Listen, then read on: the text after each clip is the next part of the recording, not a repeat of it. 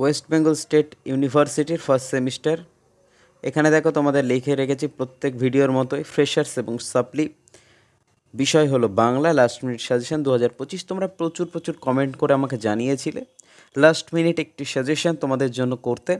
তো সেই last minute suggestion দেখো চেষ্টা করেছি অনেকবারই যে কিছু কম প্রশ্ন রাখার, দেখে মনে হবে অনেকগুলোই প্রশ্ন, কিন্তু না, আদতেও এই প্রশ্নগুলো কিন্তু অতি অল্প মাত্রায়। দেখো বাংলা সিলেবাসটা এত বড়, অর্থাৎ হিউজ সিলেবাস, এখান থেকে কোশ্চেন বাছাই করে একটি সাজেশান বানানো কিন্তু অত্যন্ত কঠিন কাজ। তো যথাসম্ভব চেষ্টা করেছি অতি অল্প কিছু প্রশ্ন রাখা তোমাদের জন্য। তো তোমাদের এখানে প্রথমেই প্রশ্নের মান থাকবে 10 একক 1, অর্থাৎ 4টি একক থেকে একটি করে 10 নম্বর 40 নাম্বার থাকবে এবং 5 নম্বরে 2টি টিকা থাকবে। একক 1-এর প্রথম প্রশ্ন, বাংলা সাহিত্যের আদি পর্বে বৌদ্ধ ধর্ম ও সংস্কৃত চর্চা কিভাবে প্রভাব বিস্তার করেছিল তা আলোচনা করো। এরই অথবাতে আছে, এখানে দেখতে পাচ্ছ তোমরা, চর্যাপদ কে, এটা কি হয়ে গেছে, কে কবে কোথা থেকে আবিষ্কার করে, বাংলা সাহিত্যে চর্যাপদের গুরুত্ব আলোচনা করো। চলে আসবো 2 দাগের প্রশ্নে, 2টি করে প্রশ্ন রেখেছি, একটি করে অথবা আছে তাতে। বৌদ্ধ দর্শন ও সংস্কৃত চর্চায় বৌদ্ধ বিহারগুলির ভূমিকা আলোচনা করো। এর অথবাতে আছে, বাংলা সাহিত্যে একমাত্র নিদর্শন চর্যাপদের বৌদ্ধ সহজিয়াদের ধর্ম সাধন এর যে প্রত্যক্ষ প্রভাব লক্ষ্য করা যায় তা আলোচনা করো। চেষ্টা করব।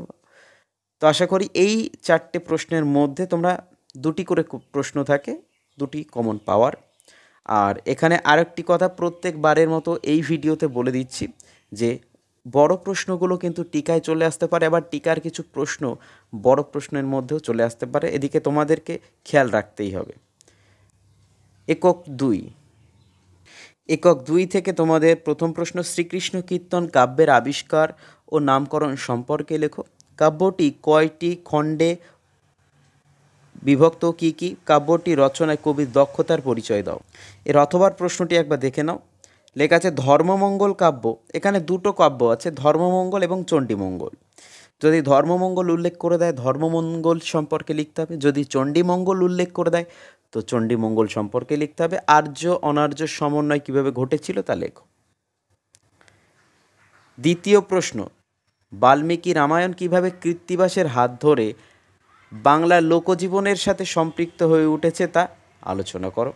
অথবাতে আছে দেখো, আর্য ব্রাহ্মণ সংস্কৃতির শ্রেষ্ঠ ঐতিহ্যকে মালাধর বসু তার ভাবগত অনুবাদের মধ্যে দিয়ে কিভাবে লোকগ্রাহ্য করে তুলেছে তা আলোচনা করো। অত্যন্ত গুরুত্বপূর্ণ প্রশ্নগুলো। এবার আসি আমরা একক 3-এ। একক 1 গেল, একক 2 এবং একক 3। প্রথম প্রশ্নটি দেখো, চণ্ডীদাসের কবি পরিচয় দিয়ে বৈষ্ণব পদাবলীর সাহিত্যে তার অবদান আলোচনা করো। এরই অথবাতে আছে, বাংলা সাহিত্যে চৈতন্য সংস্কৃতির অবদান আলোচনা করো। পরবর্তী প্রশ্নে চলে আসব, 2 নম্বর প্রশ্নে, একক 3-এর 2 নম্বর প্রশ্ন, বৈষ্ণব পদাবলী সাহিত্যে কবি জ্ঞান দাসের কৃতিত্ব আলোচনা করো। অথবাতে আছে, অষ্টাদশ শতকে শাক্ত পদাবলী উদ্ভবের কারণগুলি লেখো। একক 3 শেষ, এবার আসবো আমরা একক 4-এ। একক 4-এর প্রথম প্রশ্ন, বাংলা সাহিত্যের কোন কাল পর্বকে অবক্ষয় পর্ব বলে অভিহিত করা হয় এবং কেন তা আলোচনা করো। অথবাতে কি আছে, কবিগানের স্বরূপ এবং ইতিহাসের সংক্ষিপ্ত পরিচয় দাও। 2 নম্বর প্রশ্নে লেখা আছে দেখো, পাঁচালী কি? বাংলা ভাষায় 4 জন পাঁচালীকারের নাম লেখো। পাঁচালী রচনায় যে কোনো একজন পাঁচালীকারের অবদান আলোচনা করো। অথবার প্রশ্নটি কি আছে দেখো, টপ্পা গানের প্রকৃতি এবং বৈচিত্র্য সম্পর্কে দৃষ্টান্ত সহ আলোচনা করো। এরপরে একক 4 শেষ, টিকার প্রশ্নে চলে আসবো, যার মান হলো 5 করে।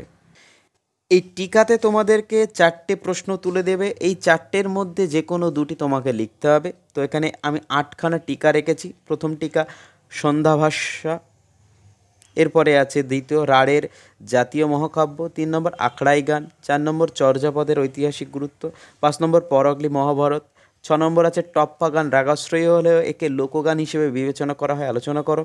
একটি অভিসার পর্যায়ের পদ অবলম্বনে বিদ্যাপতির কৃতিত্ব আলোচনা করো। এবং 8 নম্বর আছে চর্যাপদের সহজিয়া বৌদ্ধ সংস্কৃতি প্রতিফলন। এই 8 নম্বর প্রশ্নটি কিন্তু তোমরা